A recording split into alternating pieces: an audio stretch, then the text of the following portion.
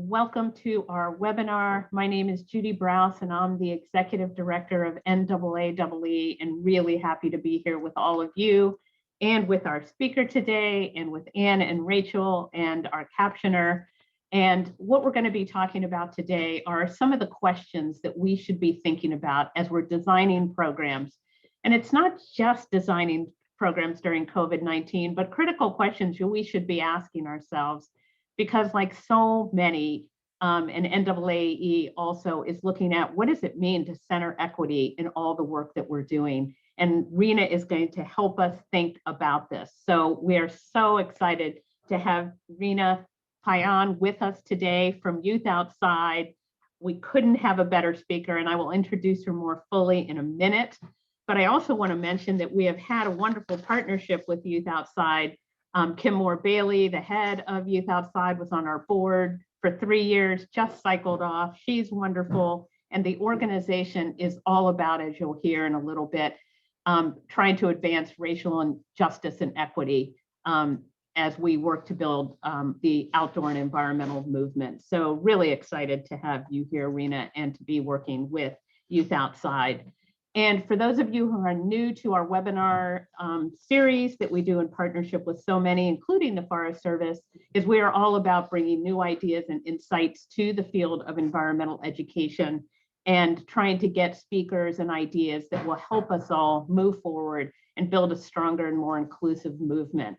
And we would love it if you have ideas for speakers that will help us think outside the box. That would be fantastic. Send them to me and Anne. And we will think about that as we work with Rachel and others to plan our series for the future. And I do want to mention our partners. I'm so thankful to be working with the U.S. Forest Service. We've had a partnership for so many years. And this is part of our EE Inspire webinar series that is bringing not only new ideas to the NAAEE network, but also the Forest Service and all our federal partners across the country, actually, and around the world. So Rachel, do you want to just say hello? Yes, hello everyone. I'm Rachel Baer with the U.S. Forest Service. Fairly new still, joined the Forest Service back in late October of last year. So just welcome. We're just so happy and pleased that we get to partner with NAAEE on these great series and having Youth Outside here today. I can't imagine a more pertinent and timely topic than what we're going to get to talk about today. So just super excited to learn, have our Forest Service folks join, as well as all of the great partners and EE practitioners out there. Whether we partner with you already or there's an opportunity to partner in the future, we look forward to working with you. So thanks for letting us be here and to support this great effort. Rachel, thank you so much. And just want to give a call out too to Casey, who liked the cow cartoon. So Anne and I were talking about that. So we'll keep going here with the thank yous to our affiliate co-hosts. Our affiliates are just amazing organizations that are doing the work of strengthening environmental education at the state, regional, and provincial level, and who are co-sponsoring these webinars. And also a big thank you to EPA and EE360 for their support of webinars to help engage the field. All of you, I think, know how to interact with us on Zoom, but remember that you're all muted, but you can send messages to just us that have our cameras on, or to everyone. And we encourage you to have a conversation in the chat, ask questions, and also put resources in there that you think others would be interested in learning about. And everybody will be able to get a copy of the chat, of the PowerPoint and the recording, and it'll allow you to not worry about taking notes or copying down resources. And thanks to Rachel, the other Rachel, who is doing our captioning today. We always do live captioning on the webinars to make sure that anyone that needs help with audio has that. So I also want to thank my colleague, Anne Umali, who is so fantastic, our director of professional development and a manager for E360. And she is like the brains behind the webinar series. I love doing this with Anne, and she is fantastic. And now it gives me great pleasure to introduce our speaker today. And as I mentioned, we are really lucky to have Rena with us from Youth Outside. And I just want to tell you a little bit about her, and then I'm going to turn it over to her. So Rena is all about working toward equity and representation in the outdoor field by supporting young adults from diverse backgrounds through training that help them develop into outdoor leaders, stronger community advocates, and more confident stewards of the earth. She grew up in the Central Valley of California. She was surrounded by the outdoors, but really found her passion for outdoor education and youth development when she worked at Pathfinder Ranch in the San Bernardino National Forest. And during her time at Pathfinder, she worked as an assistant horse wrangler, an outdoor educator, and a high ropes facilitator, and as she describes, an occasional mad scientist. I love that. She also was the medical director for their outdoor education school and summer camp programs. She moved to the Bay Area and worked as the teen programs coordinator at the Richmond Village Beacon. And there she developed and supported after-school programs that serve more than 200 high schoolers every single day. She also created and ran Venture Out, an outdoor program for high school and middle school youth that took them to Port Reyes to backpack and experience that amazing national shoreline. So she is continuing her work at Youth Outside. She also volunteers for the Bay Area Wilderness Training and is helping us all learn about what does it mean to do better on advancing justice and equity in our work. So Rena, thank you so much for all you do, and thanks for being here. Thank you so much, and thank you for that introduction, Judy. It's so great to be here with you all today. I'll go ahead and just while we're here, start my presentation with a land acknowledgement for folks that are not sure what a land acknowledgement is or why we do them.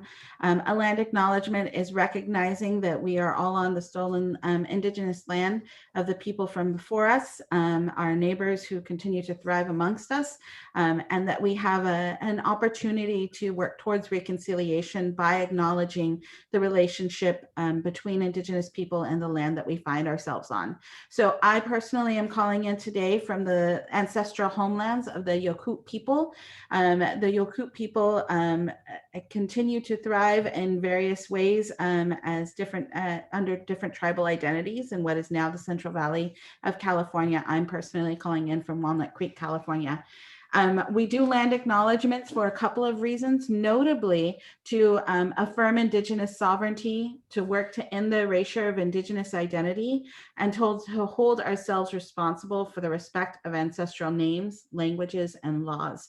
And so we'll invite you to think about whose land you find yourself on, how you came to be on that land, and most notably to start the process of working towards reconciliation by thinking to yourself in every day what you can accomplish that will affirm Indigenous sovereignty, that will work to end the erasure of Indigenous identity, and that will hold yourself and your community responsible for the respect of ancestral names, languages, and laws. And to that end, if you'd like to drop in the chat what lands you're calling in from today, or whose lands you're calling in from, whichever you happen to know.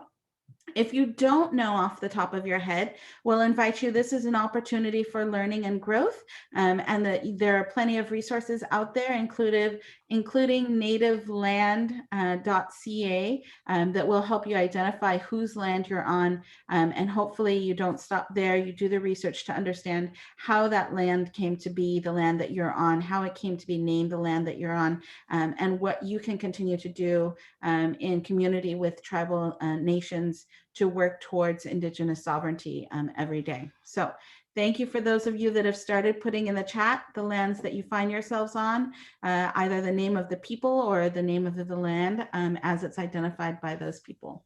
So thank you for that. Please feel free to continue to do that. Great. We'll just take a moment and a break to do that. Once again, this is just one of many, many steps that are needed to work towards reconciliation and to affirm Indigenous sovereignty. So thank you for participating in that. All right. So today we're talking about critical questions that we should be asking ourselves in relationship to programming that we're developing under COVID-19. And this is not a small topic, right? And Youth Outside's work is really rooted in, to Judy's point earlier in our introduction, our work is really rooted in understanding racial justice and racial equity at the intersection of the outdoors and the environments. We know that outdoor people are good people. I know it firsthand from being in the outdoors. I know it firsthand from working as an outdoor educator myself for many, many years and continue to be someone who spearheads programs in the outdoors for young adults. So I know that you all are good people, right? And even good people struggle to talk about race and racial equity, particularly in the outdoors, because it means that we're all implicated in some way. And so when we talk about racial equity at Youth Outside, we often find it helpful to share a descriptor or definition, if you will. This one comes to us from Strive Together. Racial equity is when someone's race does not determine their access, opportunities, treatment, or statistical outcomes in society. Racial equity requires a proactive and ongoing commitment to anti-racist policies, practices, attitudes, and actions. Okay, so when we're talking about racial equity, we're talking about a state in which race no longer predetermines your lot in life. Okay, now that is a huge goal to get to, right? And I personally don't know that I'll ever see it in my lifetime. I can hope, but that doesn't mean that I can't be working towards it on a consistent and daily basis, right? And we can be consistent in our efforts by really understanding how racial equity and racial injustice on the flip side of that interacts with the outdoor sector. Okay, now Youth Outside, we focus on racial equity specifically. I know that there are a lot of other additional identities that have experienced oppression and marginalization in this country and certainly in the outdoors. By extension, Youth Outside, we focus on racial equity specifically because we work off of the idea of intersectionality as it was coined by Dr. Kimberly Crenshaw in the 80s, right? And intersectionality reminds us that when we think about experiences of justice or injustice on the flip side, that they are rooted first in race, and that all additional identities will intersect with race, right? And to Dr. Crenshaw's point, that means that when we think about our outdoor programs, we may say we want to make them more inclusive for people with disabilities, right? And that's going to look very different for someone who has a disability and identifies as white from someone who has a disability and identifies as Black in this country, right? That they're going to have different access and opportunity points, both having a disability and maybe even the same disability, but their different access will also be dictated and compounded by race as a concept. Right? That's why we focus first on racial equity at Youth Outside and for us. To that end, we're just going to talk a little bit more about race. And if race makes you uncomfortable to talk about, you are not alone. It is not a natural concept for us, right? Race is certainly created. It's a concept. It's not, as we know, anything that's scientific in nature, but it still has current day implications. And if we can reconcile our discomfort and say that it's important enough for us to be uncomfortable, then we can start moving towards greater racial equity, right? So we're going to dig in a little bit more to talk about race.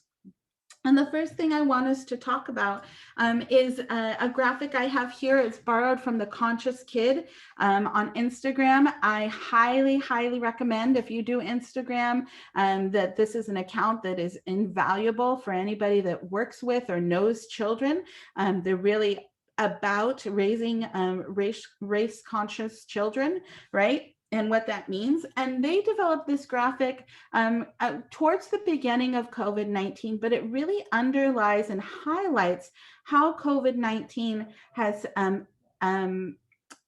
has really shown the ways that race has failed Black communities, right? Or this concept of racial justice or injustice is highlighted by what we're seeing with the pandemic. And this graphic in particular, what I want to draw upon is that all of the things and the disparities in access that we're seeing because of COVID-19 are not strictly because COVID-19 exists.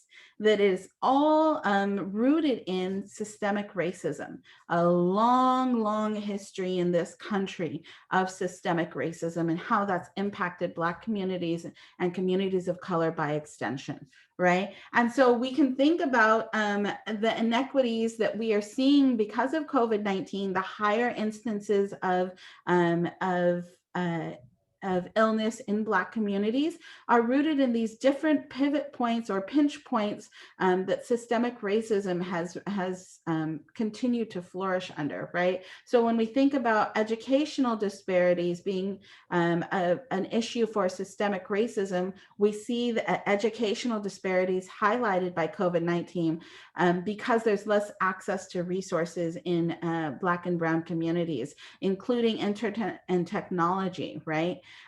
We can think about how COVID-19 has highlighted housing discrimination as something that is rooted in systemic racism, because we see Black and Brown communities have higher infection rates in relationship to housing discrimination, because more Black and Brown folks live in higher density populated areas, right? Both in terms of urban settings, but also including housing, right? We see that it's not uncommon for Black and Brown families to be intergenerational in a single household and to be very, very condensed in terms of their family living in a single household. And so there's not really a whole lot of room to navigate or distance in appropriate ways in a lot of instances, right? So those are a couple of things that are being highlighted as we see COVID-19 continue to progress. And so what does all of that have to do with our programming, right?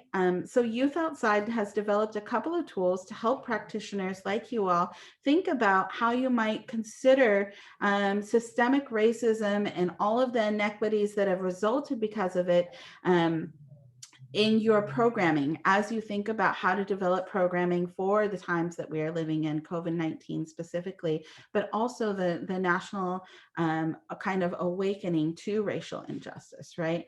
And so one of these tools we are going to give you after this webinar. It's a more expansive tool than what we'll talk about in this webinar, but we'll give you the entirety of the tool for a resource for you. And one of the tools we won't give you, because it requires the entire tool as a whole, requires a lot more facilitation to be intentional about it. I'm so sorry. The challenges of working from home. My dog is not excited about my presentation right now, but that's okay. We'll continue to work through it. All right, so this is the first example of, well, part of the tool that we will give you, okay? And for those of you that are wondering, how can you get access to that second tool? Youth Outside, we provide a variety of training and support services. And so if you were looking to have us come to your organization or work with your team specifically to go through that tool, we're happy to have that conversation with you. We also run a series of free programs, both community programs, which have been webinars in the last year. If you join our mailing list, you can find out more about those. I'm so sorry. You can join our mailing list and find out more about the free community workshops that we host over the course of the year. And we also have a program that we run called the Rising Leaders Fellowship. The Rising Leaders Fellowship is for entry to mid-level career folks who would like to do more with their organization regarding equity and inclusion. It's a year-long fellowship and the application is currently open. This year, the Rising Leaders Fellowship will be happening virtually, entirely virtually. So we're accepting applicants from all over the country. So if you want access to more of our tools, more of our time, and your organization maybe doesn't have a super big budget to do that, we'll invite you that you might look into the Rising Leaders Fellowship. Okay, now that we've done that, the first part of this worksheet is these critical questions for equitable and inclusive curriculum in the times of COVID. And I'm just going to talk us through why these questions are important. And I'll remind us that we're talking through them because they particularly address the way that race has highlighted the inequities under COVID-19 that exist, okay? So the first question we'll want to ask ourselves when we're thinking about programming, particularly if we're doing digital programming or virtual or remote programming, we'll want to consider the impact of inviting ourselves and others into young people's homes via video chats, right? That young people are living in conditions that they oftentimes don't have a whole lot of control over. And so we want to recognize that there may be impact as we consider inviting ourselves into their homes, right? They may be embarrassed about their living conditions. They may be sharing spaces with multiple people, and may have challenges with hearing and being off and on camera or microphone. And so we always want to make sure that we're asking, what is the potential impact that we might have by inviting ourselves into this young person's house, and how might we mitigate that impact? Can we do a session on how to set up backgrounds so that we're not looking directly into someone's housing, right? Do we have community agreements around when it's okay to be off and on camera or off and on microphone, right? And so we'll want to think about how we might mitigate that impact if there is no other way for us to have contact with that young person to do the programming, right? We also want to consider if we've given multiple opportunities to connect, both via time options and platforms used to accommodate when multiple users might be working on limited device or limited Wi-Fi, right? Are we taking into account that folks might be sharing computers or they might be sharing Wi-Fi, that, maybe a parent who is working remotely is going to have precedent on that device than the young person attending our programming. And so are we giving multiple options to make our work more accessible, right? Have we made assumptions about availability of materials that will be needed, right? We see lots and lots during COVID-19, we've seen so many people doing bird feeders with toilet paper rolls, right? And peanut butter, right?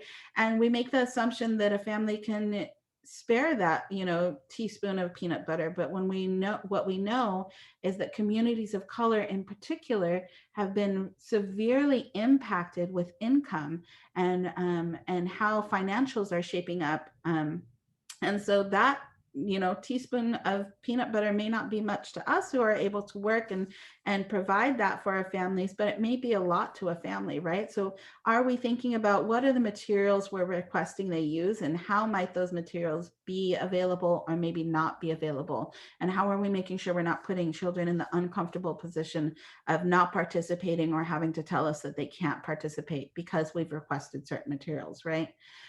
Additionally, have we made assumptions about availability to go to outdoor spaces and parks, right? Not just is an outdoor space that you might be doing a scavenger hunt. You tell them, go to your local park and look for X, Y, and Z things.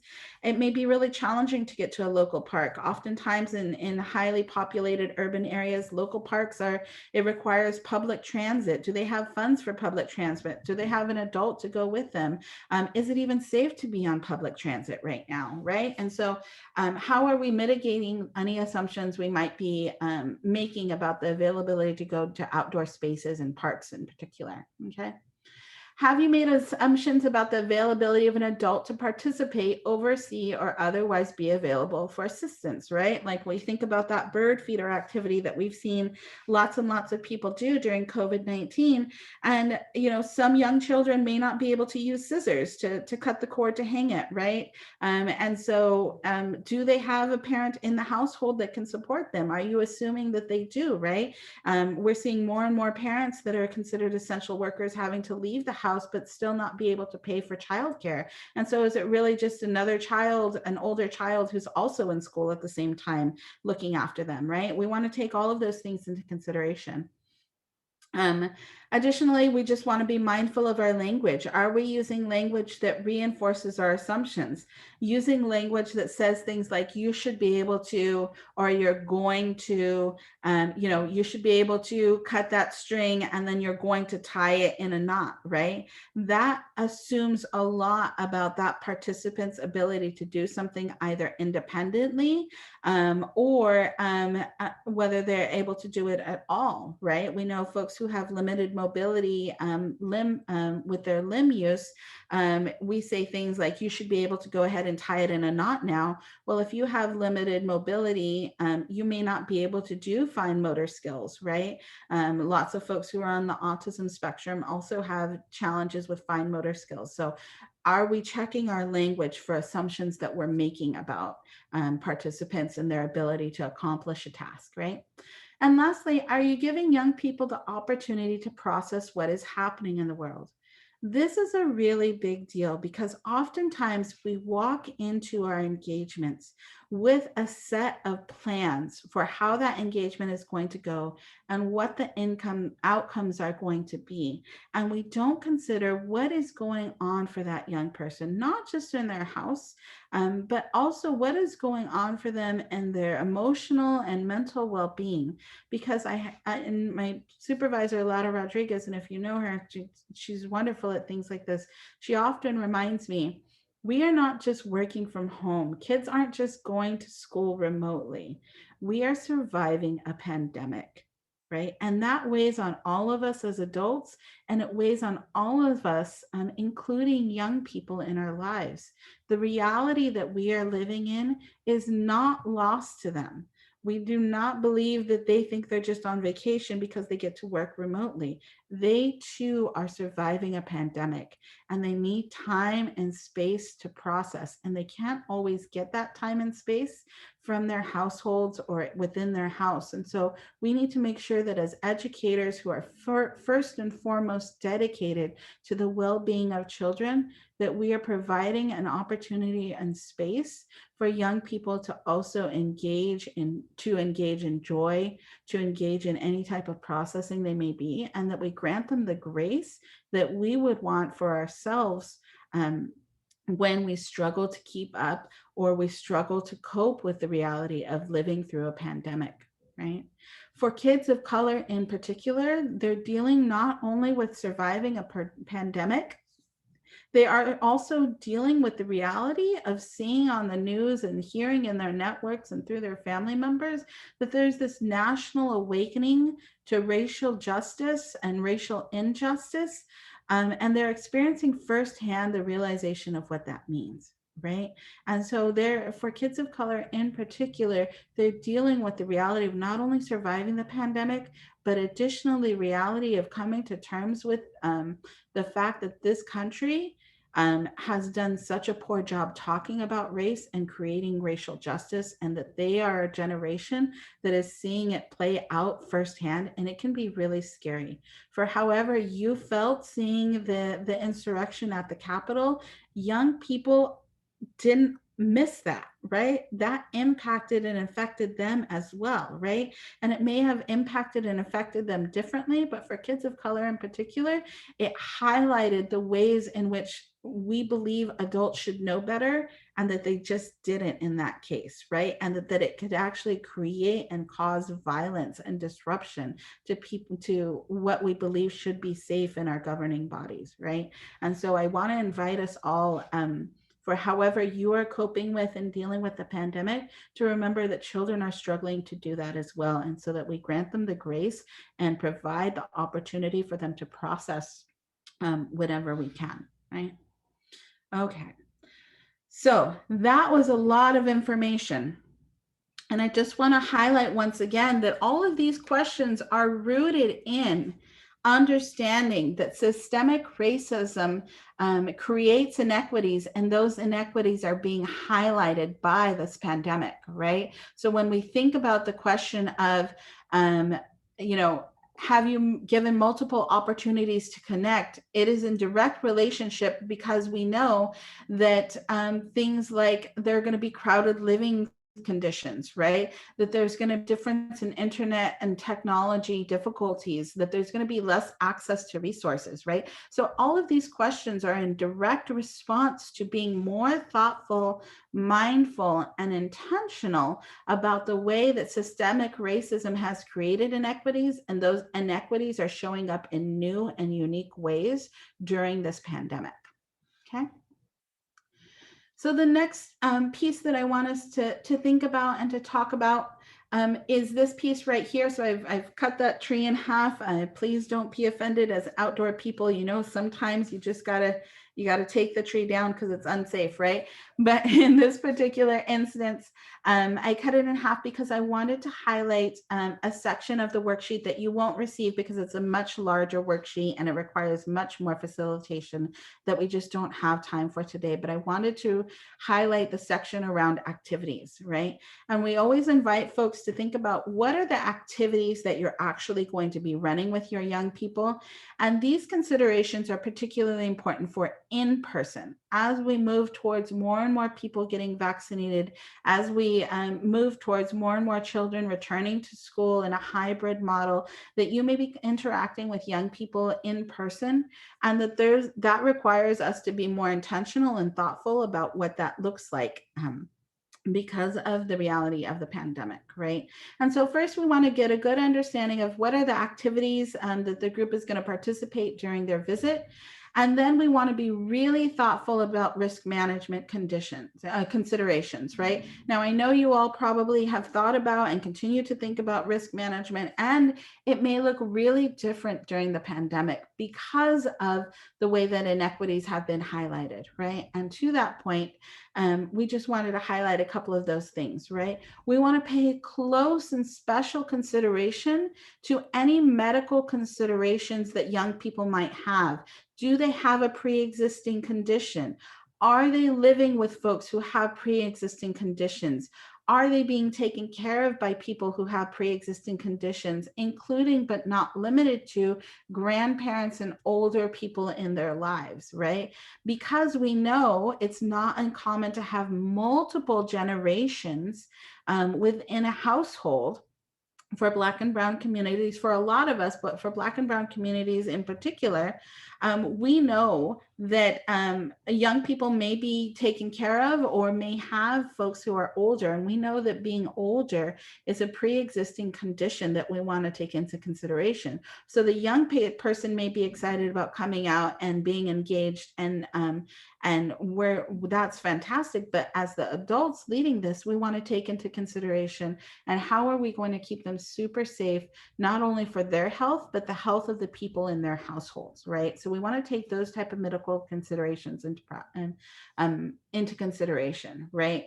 And we know that those medical considerations are amplified or made all that more important because we know that in Black and Brown communities, this country has a history of creating inequity around access to healthcare, right? Black and Brown communities in particular have a harder time seeking treatment, have a harder time being taken serious by medical providers, experience chronic illness at a much higher risk, right? And often when it comes to COVID-19 are going to have less access to testing, right?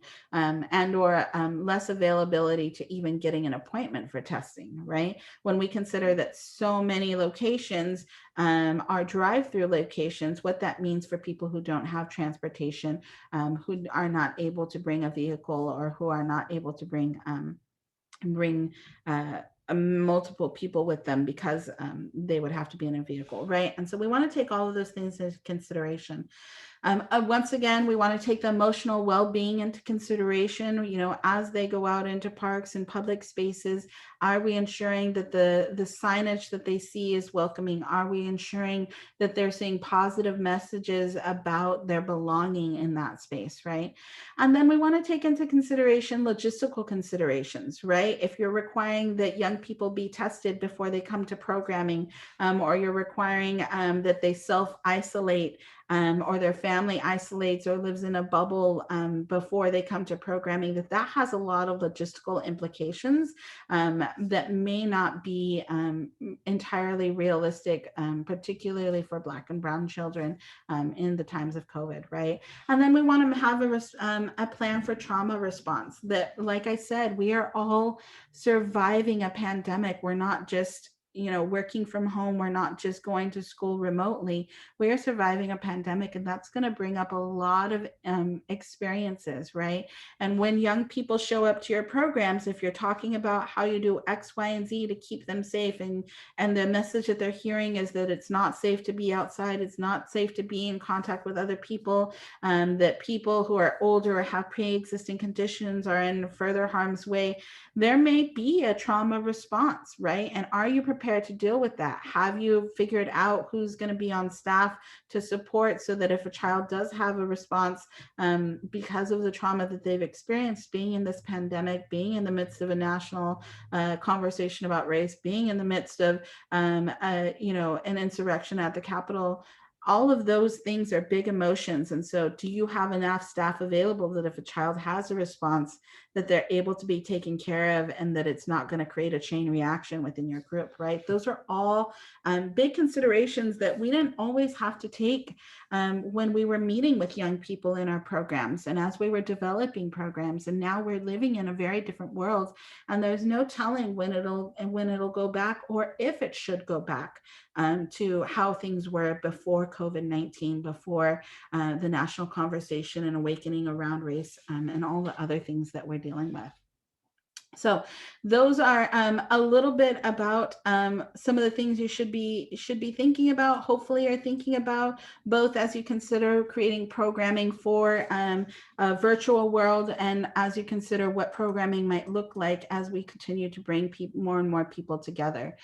So I'm gonna take a pause. I'm gonna stop sharing my screen. I know that you have been asking questions in the chat and making great comments. And so I want to thank you for your patience with my dog, as she very much is now part of my daily work at home. But I want to also open it up for any questions or anything that's coming up for folks as we think about what are the things that are pressing as we plan programming in the times that we're living in. So we have two questions for you. I'll ask the first one.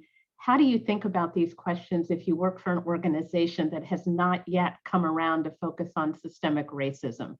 What are some ideas and strategies that you can think about? Yeah, I mean, the reality is systemic racism exists, right? It's just, do some people have the privilege to ignore it, and some people don't, right? And so if you're working with an organization that is not talking about race, talking about the impacts and implications of systemic racism on the young people that you serve, I would say one of the things that you'll want to do is, and it shouldn't always be the first thought, but a lot more and more funders are having this conversation. And so getting on those funder mailing lists of funders that are having this conversation is just one more potential buy-in point for leadership of an organization to start thinking about whether they should be having this organization, right? So lots of funders are doing that. I would say additionally, we see a lot of internally grassroots efforts to have this conversation about racial equity and racial justice. And so never discount or discredit what a group of really smart and powerful people within an organization can do. Line staff are often who we see having these conversations. And so even if it's a matter of line staff having a book club or doing a brown bag lunch around these conversations with regularity and consistency, eventually people are going to start to notice. Rena, thank you. I'm going to turn it over to Anne to ask Katie's question. Hi, Rena. Earlier you mentioned one question to think about is if you have the staff and expertise to address trauma in certain situations. And Katie is asking if you know of any trainings or resources that focus on trauma-informed education practices. Anything you can say about that? Yeah, we are really fortunate for a long time to have worked with intersections consulting, Dr. Darlene Hall, who is a trained psychologist, and she provides a great deal of training to our program participants around trauma-informed youth development. And so I would highly recommend her and her work and training, Dr. Darlene Hall. There are also some great resources, particularly around young people and gender identity, with Gender Spectrum, and talking about young people who may have trauma around gender identity and how that's kind of being highlighted in this moment as well. And so I would check out those two resources. Thank you, Rena. And if you have time, there's another question here from Stephen. Stephen is asking, while designing curriculum, what are the most important features to include and exclude in order to be inclusive? Are there certain criteria that rise to the top of your list? You know, we're all doing the very best that we can under truly bizarre circumstances, right? And so I would say, there's nothing I would exclude per se, because the goal is to create an environment where all young people feel welcome. And so I think if you keep that at the top of mind, is how is this going to feel for young people, then you're in pretty good shape. I'd say we often recommend people do the kind of flip the script method, right? Think about what you're planning and what you're going to say. Identify if it has kind of an average participant, and think about how what you're going to do or what you're going to say would land for someone who is on the opposite end of that average participant, right? And so oftentimes we say things like, if you're planning an activity and you're going to use the language, or they're going to be running around, right? The opposite end of that spectrum would be someone who maybe has mobility issues, that running around is not the right way to frame that, right? And so we often invite people to think about, identities exist on a spectrum. So if you identify one end, what does it look like for the other end of that spectrum? And then you meet the needs of everybody in between as well.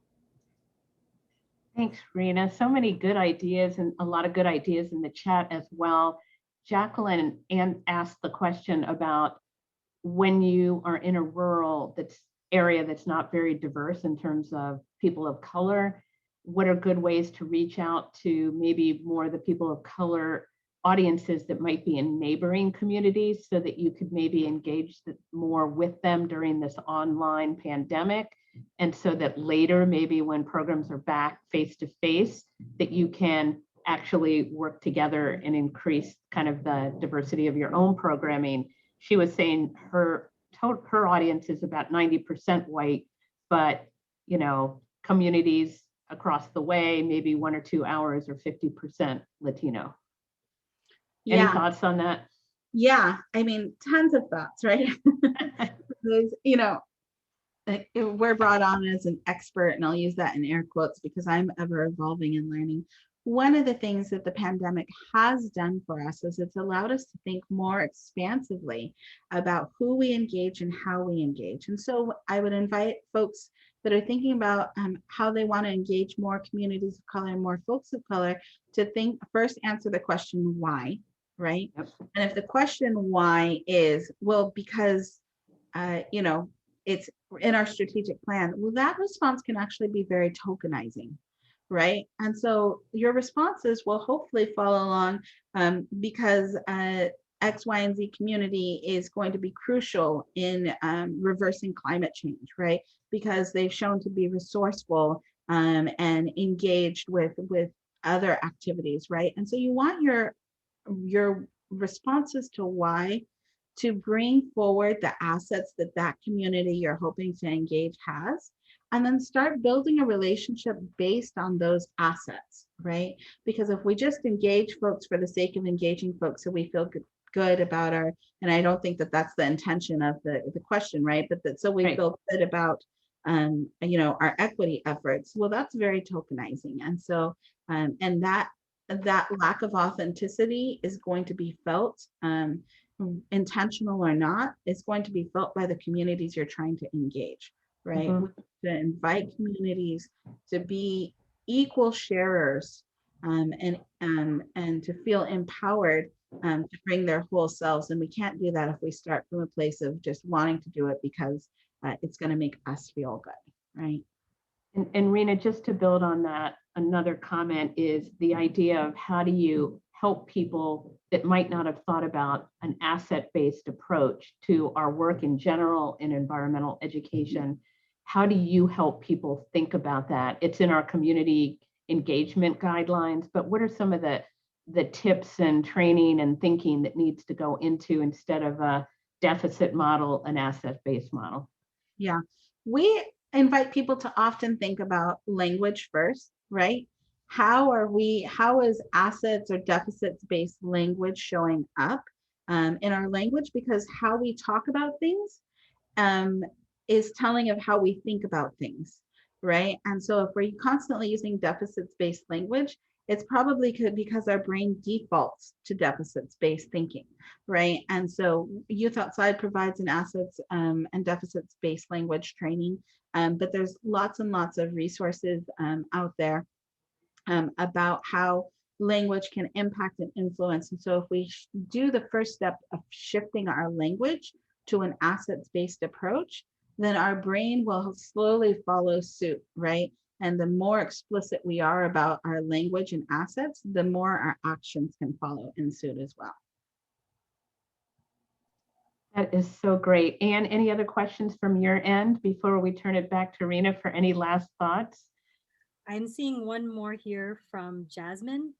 And Jasmine is asking about, when you're thinking about environmental education in urban communities where there's so much racial diversity and possibly outdoor spaces are less accessible, do you have any suggestions on creating programming that can allow all those different cultural components while having access to these limited outdoor spaces?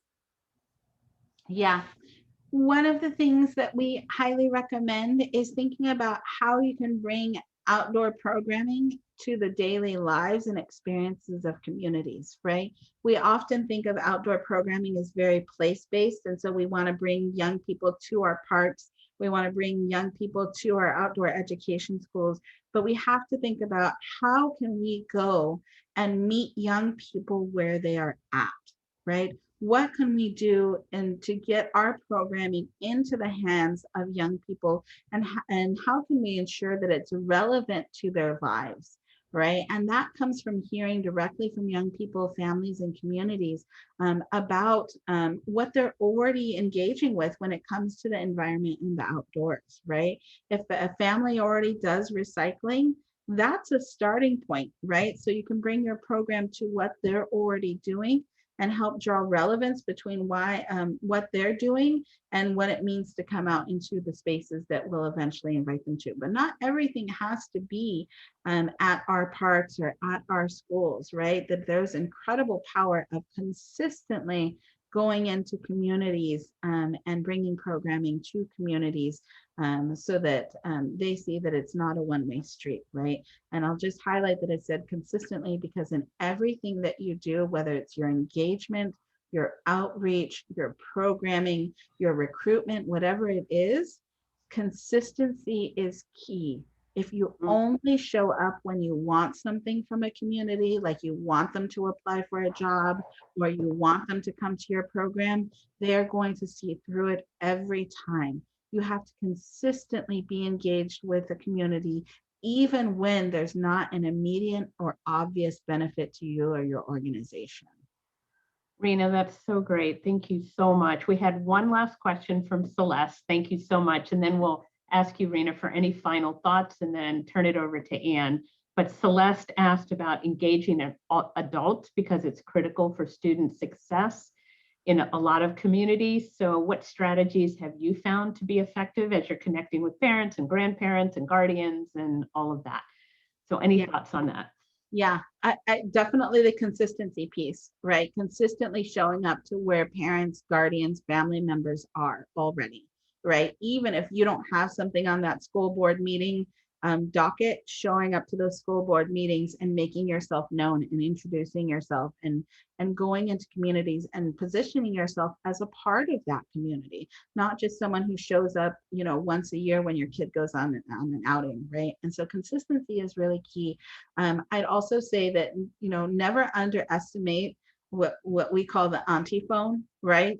One auntie tells the other auntie tells the other auntie, like, and it goes all throughout the community. So finding that like impetus for the auntie phone, right? Finding that person that is connected to the community and getting them information and asking them to share it. And whenever possible, paying them for that labor in whatever way seems appropriate for them, whether they need gift cards or transportation or money or childcare, or whatever it is, to be that person that can show up to consistently do that labor on your behalf is really, really important.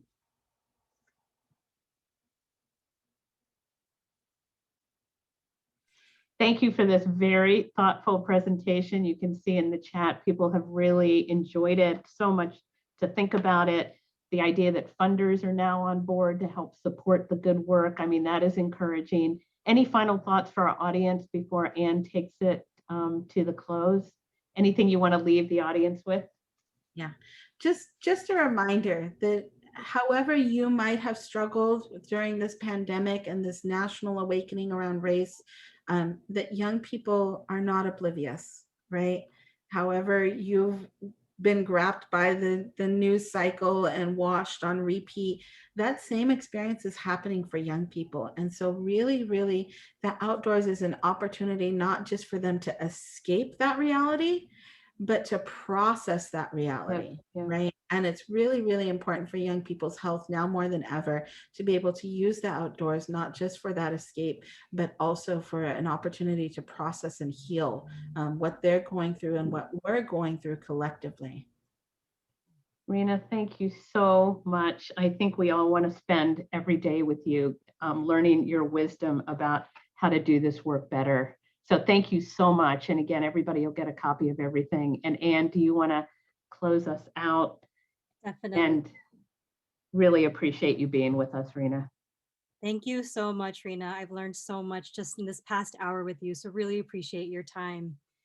And everybody else out there still with us, want to take the next couple of minutes just to end with some announcements. Want to remind you all that everyone will get a copy of the notes from the chat, a copy of Rena's slides, and a link to the recording on our YouTube channel. You can find them on the same page where you registered for today's webinar. And that's going to be on our website on EE Pro by the end of the day tomorrow. I'll also be sending the YouTube link for the recording to your email, the same email you used to register for today's webinar. And if you like today's webinar, I invite you to check out our monthly webinar series. Go to EE Pro, select the monthly webinar series button, and you can read all about our past webinar options. And that's also the best place to learn about any future webinar opportunities. Check it out. It's always there. It's always free and available to you. And if you really liked our webinar series, and maybe you've come to a number of our webinars in the past and you've gotten a lot out of it, I invite you to think about membership for NAAEE. There's so many different membership opportunities for professionals, for students, for retired folks.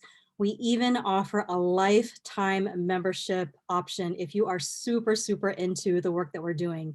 And by becoming a member, you're going to be joining a growing global network of other dedicated individuals just like you that's supporting important work like the work of Rena Payan at Youth Outside. So please consider being a membership.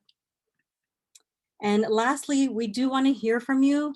We're always interested to hear your priority topics. If you have ideas for other subjects you want to see us cover in these webinars, if you have favorite speakers you think that would be really helpful for this network, send us an email anytime. We would love to hear from you. And that is all that we've got. Thanks again for spending the afternoon with us. Thank you again, Rena, for all of your wisdom and sharing with us today. Thanks, Judy, and for everyone for joining us today. Hope to see you on another webinar very soon. But take care, everyone. Thanks again, Rena. Rena, that was fantastic. Thank you. Thanks so much. Have a great day, everyone. You too. Good luck with the dog. I loved it. Take care and thank you again. Bye, everybody. Bye.